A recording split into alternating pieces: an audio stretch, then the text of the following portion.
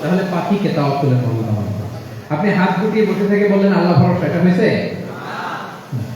আপনি আপনার সর্বোচ্চটুকু চেষ্টা করবেন, সব করার পরে এরপরে আপনি বলবেন আল্লাহ ভরসা। তাহলে তাওয়াক্কুল হলো প্রথমে যে কোনো জিনিস অ্যাচিভ করার জন্য পরিকল্পনা করা, তারপর সে পরিকল্পনা বাস্তবায়নের উপায় বের করা, তারপর বিভিন্ন উপায় উপকরণের সাহায্য নিয়ে সেটা অ্যাচিভ করার জন্য প্রাণান্তকর প্রচেষ্টা চালিয়ে যাওয়া, অবশেষে ফলাফলের জন্য কারো উপর নির্ভর করা।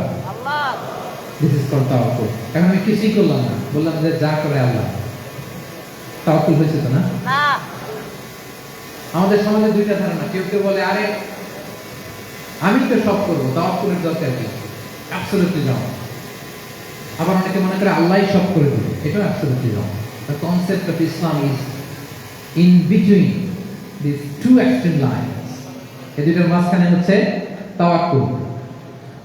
তাহলে তাওয়াক্কুলের মেকানিজম হচ্ছে আমার সাধ্যের সবটুকু আমি করব, তারপরে আল্লাহ সাহায্য আসবে, সেজন্য আমি তাওয়াক্কুল করব। আপনারা মুসা আলাইহিস সালামের ঘটনা জানেন, উনি যখন বনী ইসরাইলকে নিয়ে লোহিত সাগরের সামনে আসলেন, ফেরাউন তার সৈন্য নিয়ে ধাওয়া করলো, আল্লাহ তাআলা সাথে সাথে কি রাস্তা বানাই দিলেন নাকি? সাগরের মাঝখানে না। আল্লাহ বললেন আনিদ্রিব বিআসাকাল বাহর, লাঠি দিয়ে একটা বাড়ি মারো সাগরে। মুসা আলাইহিস সালাম বাড়ি না মারলে তো আল্লাহ রাস্তা বানাতে পারতেন না, না? পারতেন না? পারতেন। কিন্তু এটা তাওয়াক্কুলের মেকানিজম নয়। ওনাকে বলেছেন বাড়ি মারো, উনি লাঠি দিয়ে বাড়ি মারলেন, বিশাল রাস্তা হয়ে গেল। মারিয়াম আলাইহিস সালাম যখন ঈসা আলাইহিস সালামকে ডেলিভারি করলেন, ক্লান্ত শ্রান্ত ক্ষুধার্ত, কি খাবে? আল্লাহ তাআলা বললেন ওয়াহুজ্জি ইলাইকি বিজিযিন নাখলাতি তুসাকত, সে পাকা খেজুর করবে নিচে, ওটা খাও। উনি টান না দিলে আল্লাহ এমনি অটোমেটিক্যালি পাঠাতে পারতেন না খেজুর? আল্লাহ পাঠান। তাহলে এই পৃথিবীর সিস্টেম হচ্ছে আপনাকে কষ্ট করতে হবে, আপনার রোলটা আপনাকে প্লে করতে হবে। ইসলামের তাওয়াক্কুল is always at the second step. The first step is you effort. আপনাকে চেষ্টা করতে হবে, তারপরে আপনি তাওয়াক্কুল করবেন, তাহলে এটা প্রপার তাওয়াক্কুল হবে। তাহলে এখন থেকে হাত গুটিয়ে বসে থেকে আল্লাহ ভরসা বলবেন না? বলবেন না? আমরা এটা ভুল করে ফেলি, আমরা এটা ভুল করে ফেলি।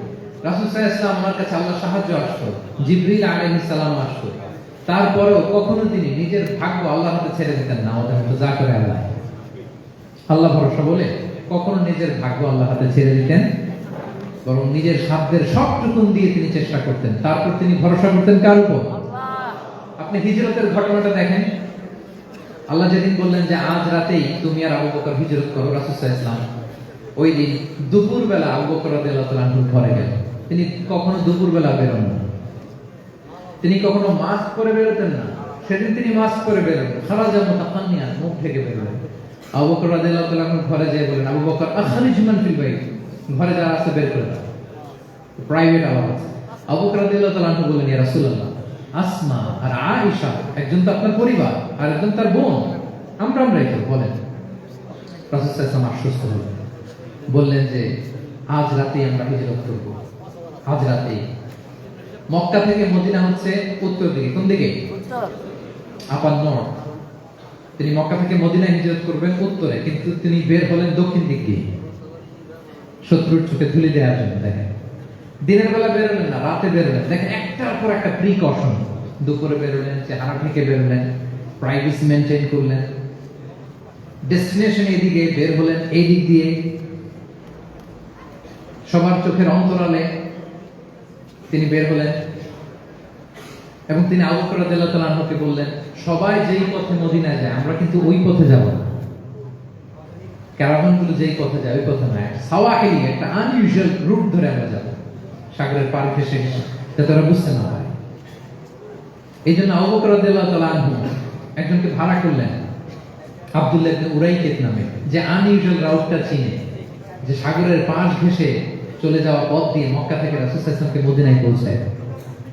দুইটা উট তিনি 2 মাস ধরে এটাকে নার্চারিং করে রাখলেন। 3 দিন আবু বকর রাদিয়াল্লাহু তাআলা আনহু এবং রাসূল সাল্লাল্লাহু আলাইহি ওয়াসাল্লাম গারে সাউরে অবস্থান করলেন 3 দিন, যাতে করে বুঝতে পারেন যে মক্কায় তাদের ব্যাপারে কি বলা হয়।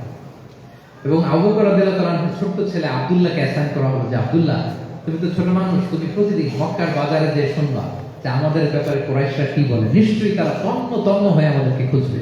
না পেয়ে ওরা কি কি পলিসি নেয় এটা এসে আমাদেরকে জানাবো। সুবহানাল্লাহ। ছোট্ট আব্দুল্লাহ মক্কার বাজারে কে কি বলে শুনে গোয়েন্দার মতো করে, স্পাইয়ের মতো করে সে তথ্যগুলো নিয়ে, খাবার নিয়ে গারে সাউরে প্রতিদিন ইনফরমেশন পাস করে আসতো, আবার খাবার দিয়ে আসতো। আচ্ছা বলেন তো, এই ছোট্ট আব্দুল্লাহ যেই পথে যায়, মরুভূমির উপরে তার ফুটপ্রিন্ট আছে না? আব্দুল্লাহর ফুটপ্রিন্ট।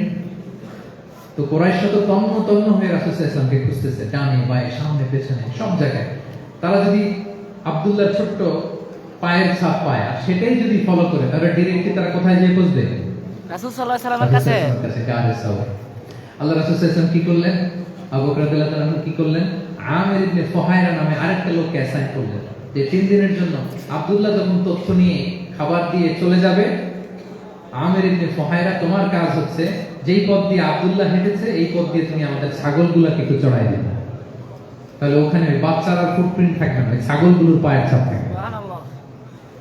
অনেক লম্বা ঘটনা, এরকম একটার পর একটা প্রিকশন আল্লাহ রাসূল সাল্লাল্লাহু আলাইহি ওয়াসাল্লাম, আবু বকর রাদিয়াল্লাহু তাআলা ওনারা নিয়ে তারপরে হিজরতের পথে রওনা হয়েছেন। যখন রওনা হয়েছেন, রাসূল সাল্লাল্লাহু আলাইহি ওয়াসাল্লাম ডানে বাঁয়ে তাকান, তিনি কোরআন তেলাওয়াত করছেন। He was reciting the Quran. কারণ now he is in the state of তাওয়াক্কুল, এখন তিনি তাওয়াক্কুল করতেছেন। তাহলে বলেন তো, তাওয়াক্কুল কি শুরুতে না শেষে? তারপরে কতটা শেষে? আপনার চেষ্টা, আপনার তদবির, আপনার লবিং, আপনার এফর্ট, আপনার সাধ্যের নাগালে থাকা সবকিছু উজাড় করে দেওয়ার পরে আপনি বলবেন তাওয়াক্কালতু। আমরা করি কি? আমরা কি করি? আল্লাহ ভরসা। ভাই কি প্ল্যান আপনার? আল্লাহ ভরসা। আল্লাহ ভরসা। এবার বলেন, এটা হয়েছে? এটা কি আসলে the proper concept of তাওয়াক্কুল হয়েছে প্রিয় ভাই এবং বোনেরা? হয়নি। কারণ তাওয়াক্কুল is always at the second step. The first step is you refer. আপনি আপনার সাধ্যের সবটুকু করবেন, তারপর কি করবেন? ক্লিয়ার? ক্লিয়ার। সব শেষ। কথা হচ্ছে, আপনি যে ইসলামিক লাইফস্টাইল মেনটেন করতে চান, আপনাকে উম্মাহ সেন্ট্রিক অ্যাটিটিউডের অধিকারী হতে হবে। উম্মাহ সেন্ট্রিক। আমাদের মুসলিম উম্মাহ একটা দুঃখী উম্মাহ, নেতৃত্বহীন উম্মাহ, শুধু একটা স্ট্রং লিডারশিপের অভাব। ঠিক কিনা বলেন? এই যে আমাদের রোহিঙ্গা ভাইরা 10 মিলিয়ন আসছে, ওনারা এখন 1 মিলিয়ন আসছে, 10 লাখ, এখন বোধহয় 2 মিলিয়ন প্লাস হয়ে গেছে, 3 মিলিয়ন হয়ে গেছে। আমি গত মাসে গিয়েছিলাম রোহিঙ্গা ক্যাম্পে, দেখার জন্য তাদের কি অবস্থা। এমন মানবতার জীবনযাপন তারা করতেছে। ধর্মে তারা কোন ধর্মের বলেন তো? মুসলিম। আমাদের ভাই, আমাদের বোনেরা, তাদের কোনো সলিউশন নেই। কাশ্মীরের ভাইদের কি অবস্থা দেখেন তো। আর গাজার অবস্থা নাই বা বললাম।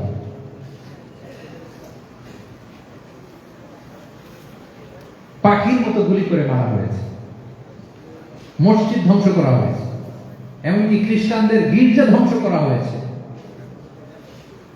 একটা লিডারশিপের, একটা স্ট্রং লিডারশিপের অভাবে আজকে আমাদের এই অবস্থা। এজন্য আপনি যদি ইসলামিক লাইফস্টাইলের কথা বলেন, অফকোর্স আপনাকে উম্মাহ সেন্ট্রিক মেন্টালিটির হতে হবে। এই দুঃখী উম্মাহকে নিয়ে আপনার প্রজেক্ট থাকতে হবে। আমরা আমাদের নিজেদের শক্তি, সম্ভাবনা, ঐতিহ্য এগুলো একেবারে ভুলতে বসেছি। আমরা যে যোদ্ধা ছিলাম, আমরা যে বিজয়ী ছিলাম, আমরা বেমালুম ভুলেই গিয়েছি। জ্ঞান বিজ্ঞানে একসময় আমরা লিড দিয়েছি। ঠিক কিনা বলেন? আমাদের জাবির ইবনে হাইয়ান ছিল, আমাদের আল বিরুনি ছিল, আমাদের আল ইদ্রিসি ছিল, আমাদের আল ফারাবি ছিল। এই নলেজ এখন ওয়েস্টে ট্রান্সফার হয়েছে, সেই নলেজ আবার ট্রান্সফার হয়ে আমাদের করতলগত একদিন হবে ইনশাআল্লাহ। ওই প্রজেক্ট আমাদের নাই। একদিন যে আমাদের হাতে আসবে, হুজুর আল্লাহ ভরসা একটা দরদ থাকতে হবে। অন্যের জন্য কাজ করার একটা মেন্টালিটি আমাদের গ্রো করতে হবে। যারা অন্যের জন্য করে তারা জানে যে এটাতে কি সুখ, কি মজা। আপনি অন্যকে দান করে দেখেন, একটা সুখানুভূতি আপনার মধ্যে কাজ করবে। রাসূল সাল্লাল্লাহু আলাইহি ওয়াসাল্লাম বলেন, আল্লাহু ফি আউনিল আবদি মা দামাল আবদু ফি আউনি আখি। আল্লাহ তাআলা ততক্ষণ পর্যন্ত বান্দার সাহায্যে থাকে, ওই বান্দা যতক্ষণ পর্যন্ত এই বান্দা তার ভাইয়ের সাহায্যে থাকে। এজন্য আমাদের প্রতিটি কাজে, পদক্ষেপে আমাদের নির্যাতিত ভাইয়েরা যেন তারা আমাদের চিন্তায় থাকে, তারা যেন আমাদের দোয়ায় থাকে, আমাদের সহযোগিতায় থাকে। উম্মাহর জাগরণে যেন নিবেদিত হয় আমাদের সকল এফোর্ট, সকল প্রজেক্ট, সকল প্রচেষ্টা। কি পারা যাবে কিনা বলেন? উম্মার জন্য এরকম স্যাক্রিফাইসিং মেন্টালিটি আমাদের থাকার দরকার আছে না নাই বলেন? তাহলে উম্মা সেন্ট্রিক মেন্টালিটি আমাদের করতে হবে সমাজে শুরু। তাহলে ইসলামিক লাইফস্টাইল নিয়ে যদি আমরা কথা বলি, আমাদের উম্মা সেন্ট্রিক হওয়ার কোনো বিকল্প নাই। আমি যদি পুরো আলোচনার সামারি করি, তাহলে বলতে হবে, শুরুতে আমি যেটা বলেছিলাম যে এখানে পিক এন্ড চুজ করে ইসলামিক লাইফস্টাইল অ্যাডাপ্ট করার আমাদের কোনো সুযোগ মনে আছে? যে কথা দিয়ে শুরু করেছিলাম, জি পিক এন্ড চুজ করা যাবে না মন মতো? না। পুরোটাই মানতে হবে। এবং 8টা মোস্ট লাইকলি 8টা core values of Islamic lifestyle আমি আপনাদের সাথে শেয়ার করেছি। একটু যদি রিকল করি, 1 নম্বরে কি বলেছিলাম বলেন তো? হালাল হারাম মেইনটেইন করা। হালাল, হালাল মেইনটেইন করতে হবে, হারামের সাথে আমাদের কোনো সম্পর্ক।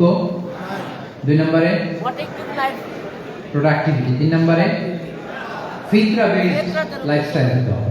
4 নম্বরে হতাশ হওয়া যাবে না। অপটিমিজম। তারপরে আল্লাহর উপরে ভরসা করা। আল্লাহর উপর ভরসা করা, গ্রেটফুলনেস। 7 নম্বরে আর না কোনো কিছু না করে, হ্যাঁ, সবকিছু করার পরে, মাশাআল্লাহ, অ্যাবসলিউটলি রাইট আনসার। সবকিছু আমার সাথে সবটুকু করার পরে কি করব? কার উপর তাওয়াক্কুল করব? আল্লাহ। এবং আমরা উম্মাহ সেন্ট্রিক চিন্তা লালন করব, উম্মাহ কেন্দ্রিক। পারা যাবে তো? ইনশাআল্লাহ। এই কোর ভ্যালুজ গুলো যদি আপনি মেনটেন করেন, this would be the Islamic lifestyle. সম্মানিত সুধী, ইসলাম আমাদেরকে যে লাইফস্টাইল প্রেসক্রাইব করেছে, সেই প্রেসক্রাইব লাইফস্টাইলে আমাদেরকে সাবস্ক্রাইব করতে হবে। এর বাইরে মুসলিমের কোনো লাইফস্টাইল থাকতে পারে না। এর বাইরে অন্য কোনো লাইফস্টাইল আল্লাহর কাছে গ্রহণযোগ্য হতে পারে না। আল্লাহ তাআলা আমাদের সবাইকে কথাগুলো বোঝার ও আমল করার তৌফিক দান করুন।